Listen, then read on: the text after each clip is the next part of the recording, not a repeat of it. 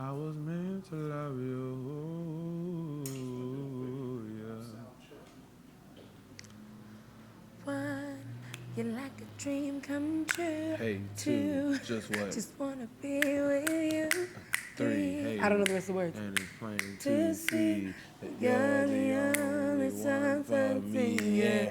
Four, repeat something, steps. some, 1, two, 2, 3, three, hit five. 5. I Make you don't know fall the in rest love of with this me. song. And whenever I believe my work is done, Something, then it start back at 1. Got it. I'll sing it. I don't know the words though. Okay.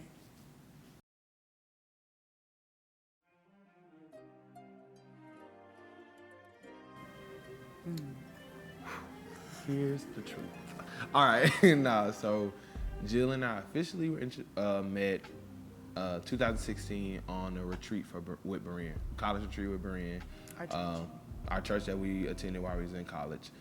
So we met there, introduced, and Pastor Rodney was like, "Oh, good, y'all both singing in the kitchen. Like, see y'all in the choir next week. LaBert get with Jill, so you can get a ride to church from campus." So Jill gave me a ride to church. Me, her, and Krista talking, just like chilling. Oh, how's it going? Everything. Oh, nice to meet you, and yada yada yada. And then when the choir rehearsal song in the choir, I didn't see Jill again until Krista was like, "Hey, LaBert, I need to give you something from Pastor Rodney. Like, where can I meet you at on campus?" And I was like, "Oh, like I'm in the library studying. Meet me here and I'll walk out because it's about time for me to wrap it up anyway." And when I walked outside, I saw Krista's car, and I was like, "Hey, Krista," and then the passenger door opened, and Jill got out the car. So I was like, "Oh, snap, like, Jill, what's up?" Like, I gave her a big hug and everything. It was not a friend hug, for the record. Oh, my gosh. That was not a friendly hug. I'm quiet.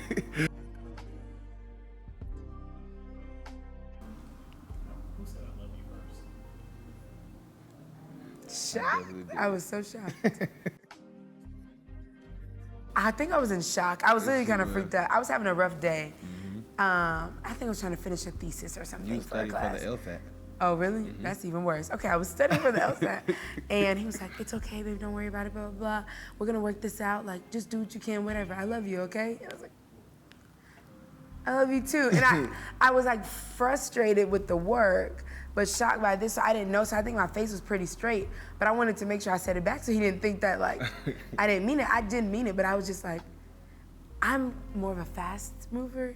LaBert's like a slow and steady wins the race. So when he said it first, I was like, Yeah. Is the ground firm? it was real smooth too. I was Tap, like, oh, okay, see what you're talking about.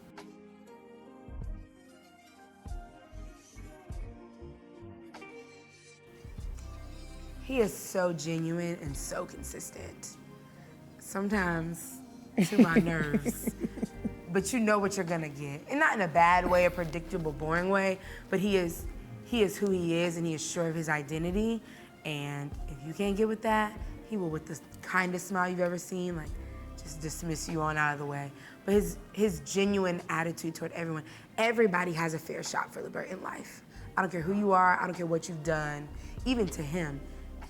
He always leaves a sliver of like redemption for people that, to me, whether it's happened now or it will show forth later, it's like that kind of a character that will keep us when it gets hard, because he just gives you this much to be like, this can still turn around. So, Thank you.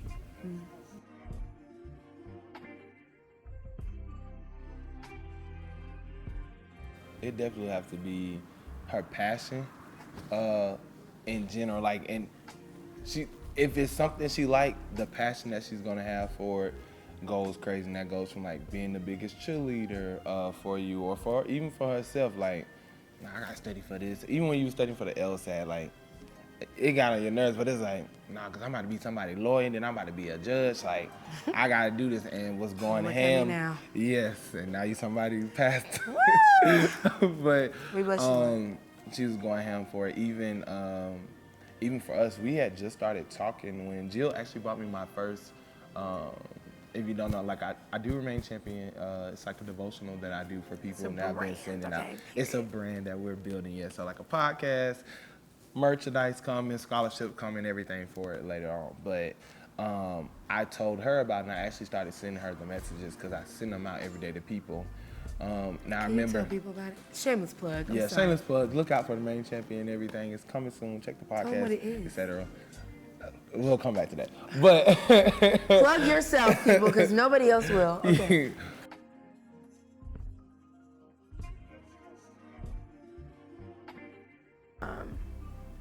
If LaBert is here for anything among a whole bunch of other things, it's to write a different story.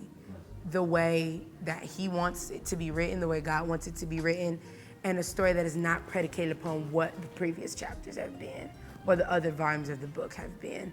So whatever way that happens, I can't say explicitly, but you're gonna do it, period. I'm gonna be at the front line. That's my husband. Yeah.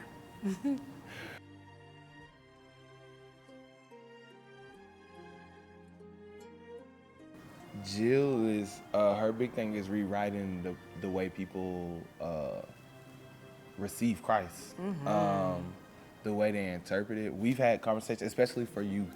Also, I ain't gonna be surprised. You know, if I'm somebody's first husband, you know, I'm the first husband of the church. I'm not the first man of the church or whatever. I'm not gonna be surprised at that. I see her being Dr. Twiggs. Run me my degree today. Yes, and also doing a lot of public speaking as well. Like she's big on the social justice aspect, and even does a good job of like tying in social justice and Christ together also. So I can see her like definitely merging those platforms and using them even more in different dialogues and conversations.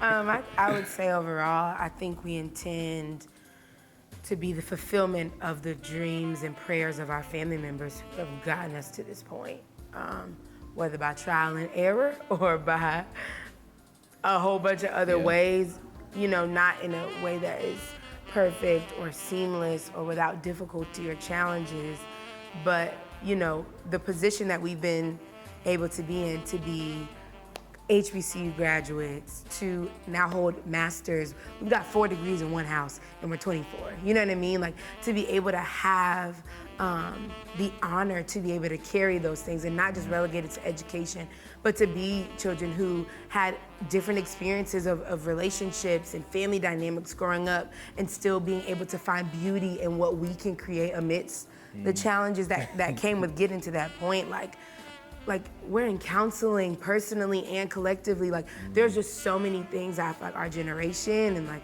generations to come are on the precipice of, that particularly for historically Black families was not necessarily a thing. Yeah. And not to their own fault or their own error, but there were just a lot of things that impacted their ability to have agency in this space. And so we intend to get everything that was paved for us to get and to do that humbly and with the Lord leading us and in a way that is fun and loving and makes it accessible for everybody. Like, if one don't get it, like, we need to help the next person get it. If that, you know, like, it's all about all of us.